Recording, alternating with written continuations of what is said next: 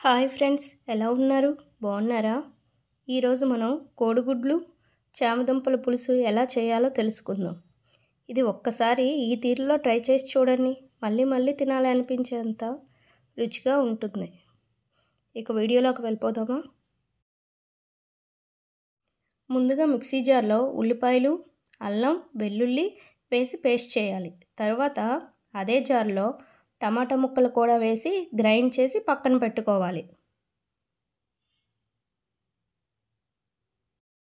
పోపుకి కావాల్సినవి ఆవాలు, జీలకర్ర, మెంతులు, పచ్చిమిర్చి, కరివేపాకు రెడీ చేసి పక్కన మరియు చింతపండుని వాటర్లో నానబెట్టి పక్కన పెట్టుకోవాలి. కోడిగుడ్లు, చామదుంపలను ఉడికించి తొక్క తీసి పక్కన పెట్టుకోవాలి. తరువాత స్టవ్ ఆన్ చేసి దాంట్లో పసుపు, ఉప్పు, కారం, గరం మసాలా వేసి ఫ్రై చేయాలి. అది కొంచెం ఫ్రై అయ్యాక కోడిగుడ్లు కూడా వేసి ఫ్రై చేయాలి. అది కొంచెం ఫ్రై అయ్యాక చామదుంపలు కూడా వేసి అవి కూడా వేగాక తీసి పక్కన పెట్టుకోవాలి.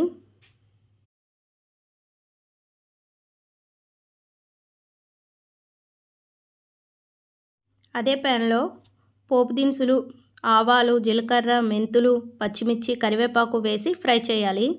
అవి వేగాక ఆనియన్ పేస్ట్ వేసి ఫ్రై చేయాలి.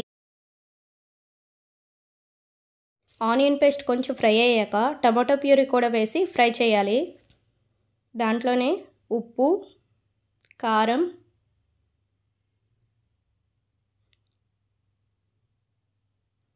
గరం మసాలా, ధనియాల పొడి కూడా యాడ్ చేసి ఫ్రై చేయాలి.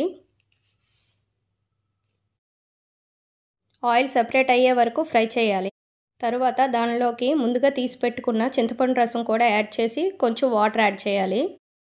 దీన్ని మూత పెట్టి 5 నిమిషాలు కుక్ చేసుకోవాలి. తరువాత దానిలో ముందుగా ఫ్రై చేసి పెట్టుకున్న కోడిగుడ్లు, చామదుంపలు కూడా వేసి ఒక 5 నిమిషాలు కుక్ చేయాలి. అవి కొంచెం కుక్ అయ్యాక చిన్న బెల్లం ముక్కని యాడ్ చేసుకోవాలి. బెల్లం యాడ్ చేసిన తర్వాత మూత పెట్టి ఒక 5 నిమిషాలు కుక్ చేసుకోవాలి. పులుసులోంచి ఆయిల్ తేలుతుందన్నప్పుడు స్టవ్ ఆఫ్ చేయాలి.